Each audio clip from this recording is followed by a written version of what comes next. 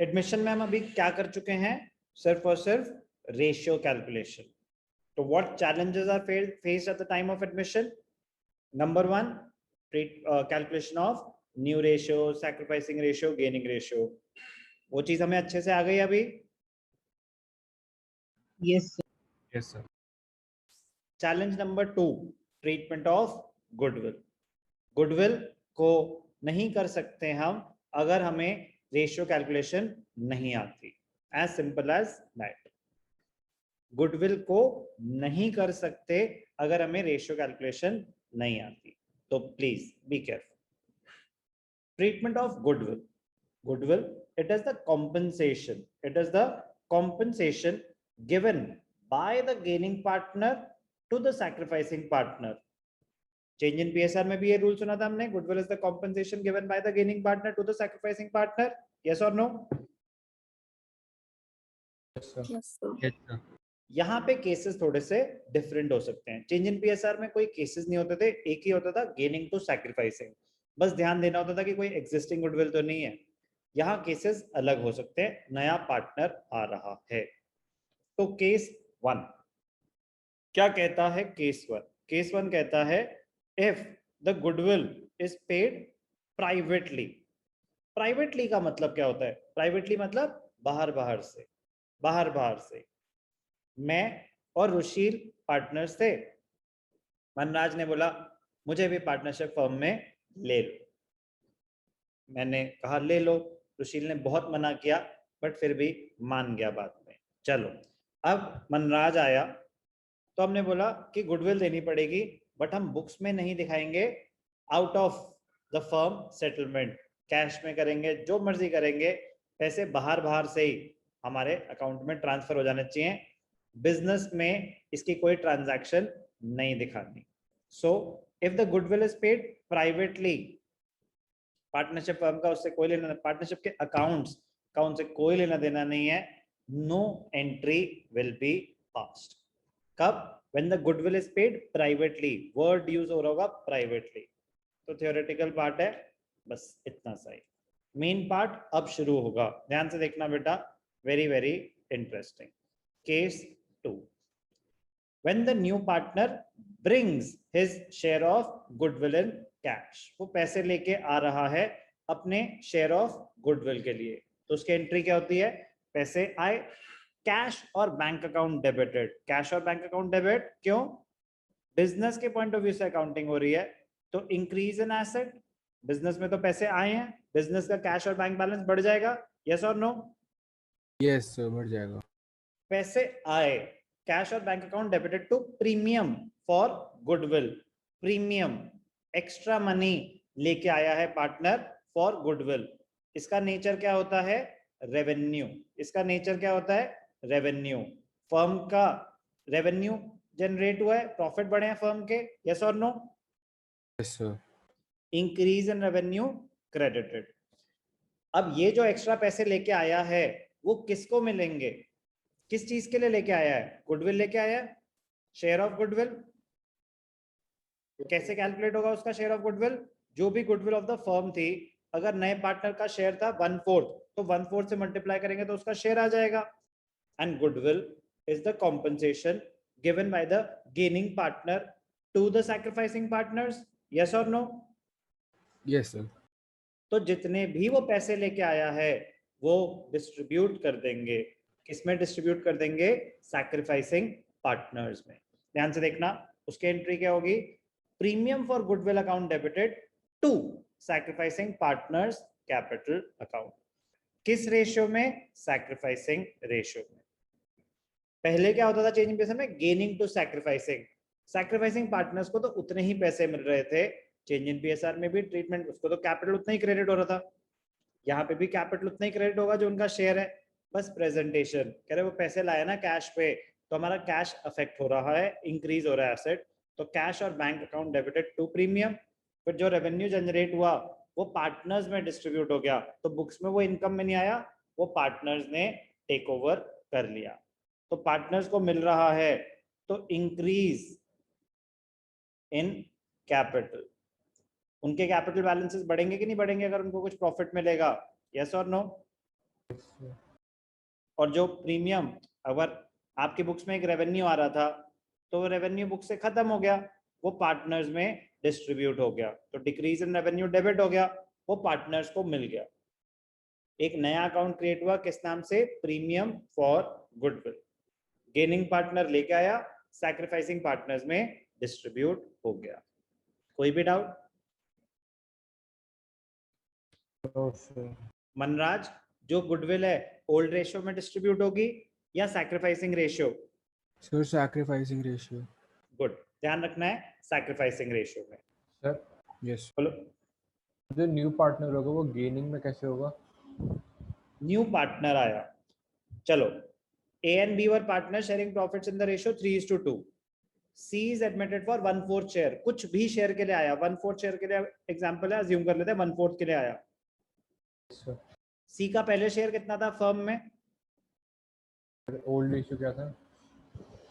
C था पहले firm में, no no sir. Old ratio क्या था बताऊं, उससे कोई फर्क पड़ने वाला है? नो सर, मुझे लगा बी का पूछ रहे थे। C का क्या था पहले बी का शेयर? सर कुछ नहीं था। 0 था ना? Yes sir.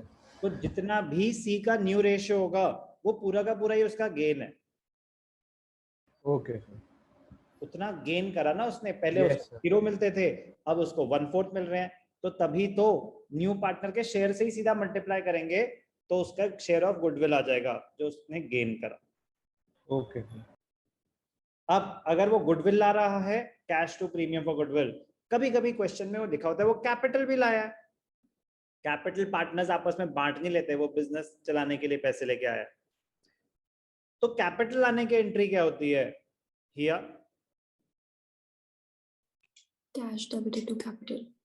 सेम, यहाँ पे भी वही है, फॉर कैपिटल इंट्रोड्यूस कैश और bank account debited to partners capital account.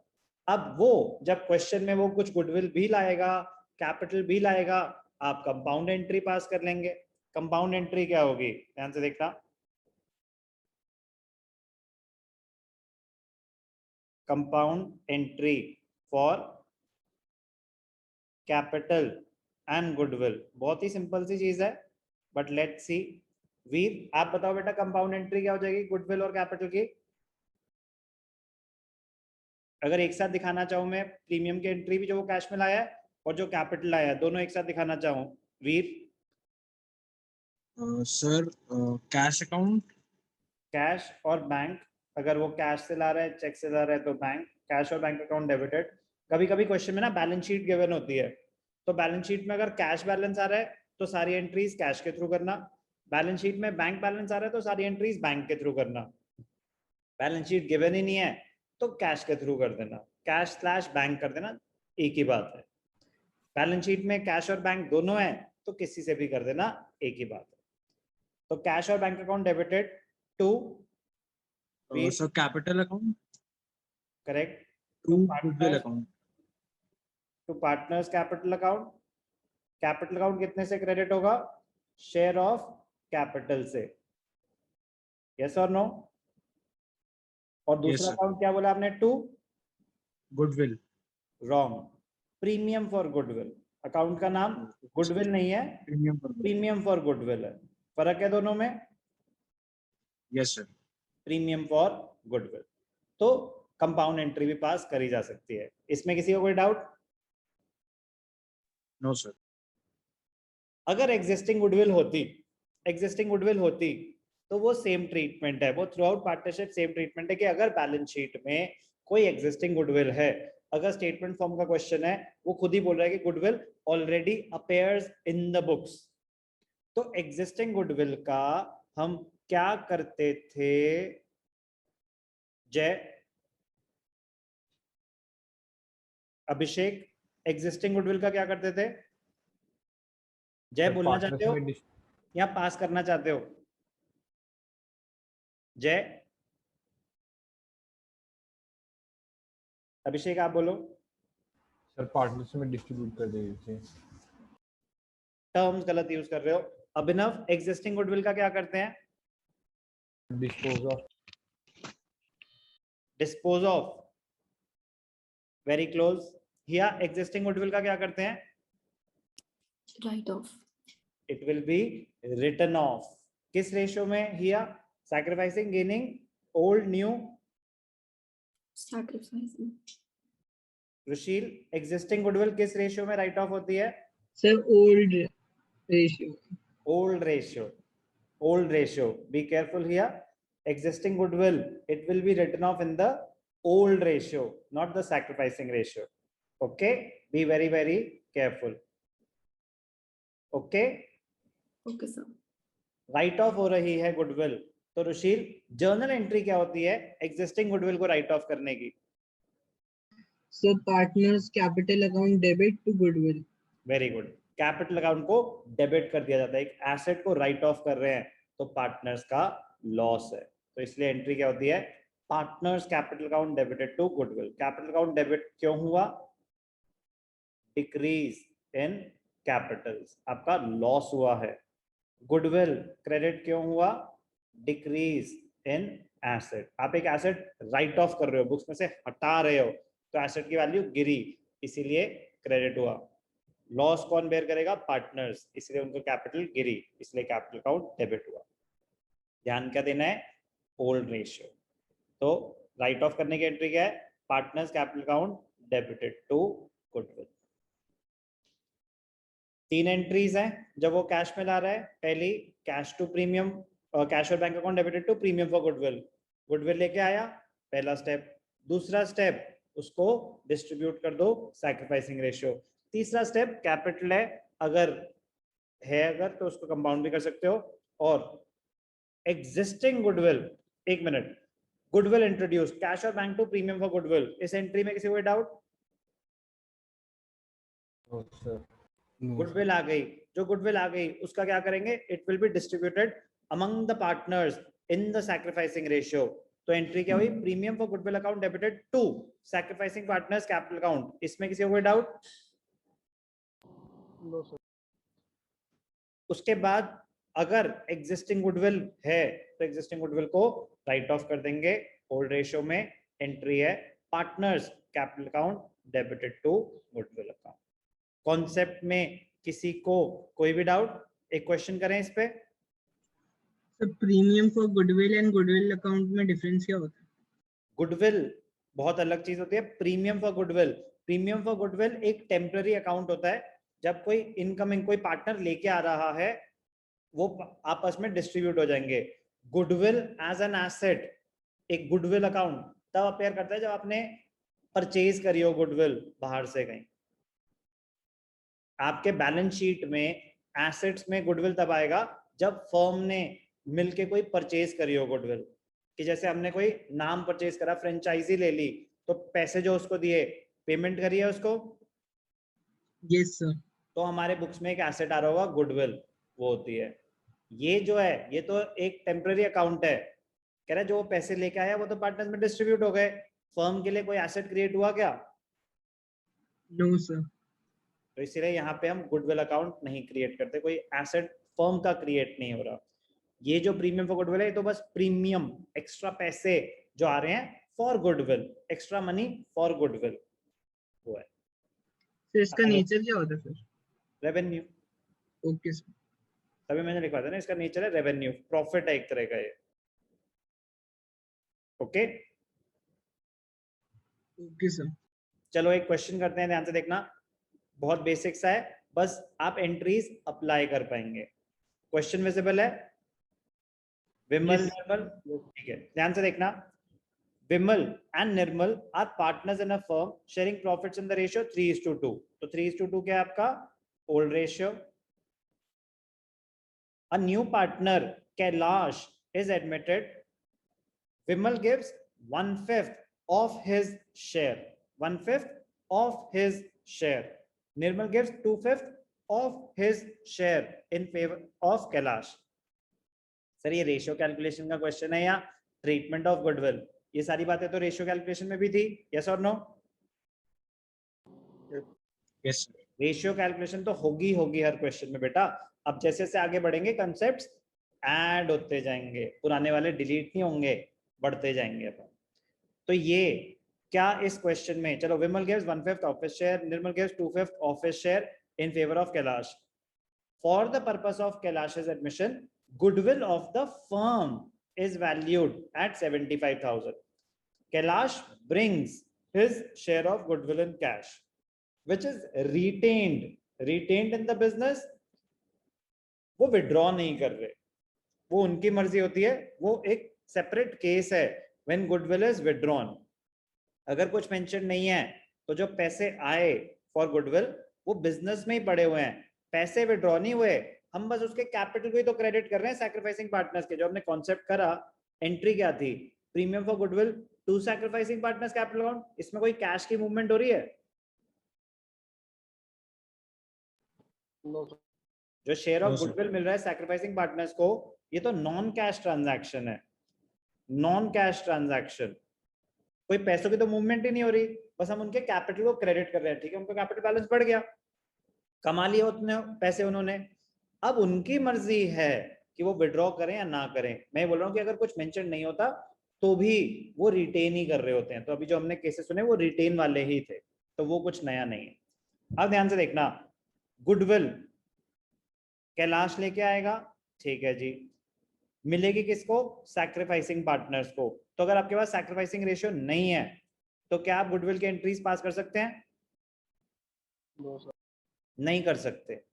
तो Vimal gives 1/5 of his share, Nirmal gives 2/5 of his share.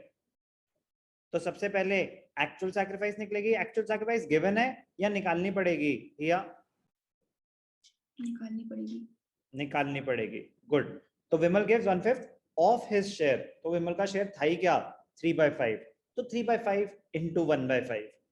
Nirmal gives 2/5 of his share. Nirmal का शेयर था क्या, 2/5. तो 2/5 इंटू 2/5. तो जब रेशियो कैलकुलेशन करेंगे तो Vimal gives 1/5 of his share, Nirmal gives 2/5 of his share.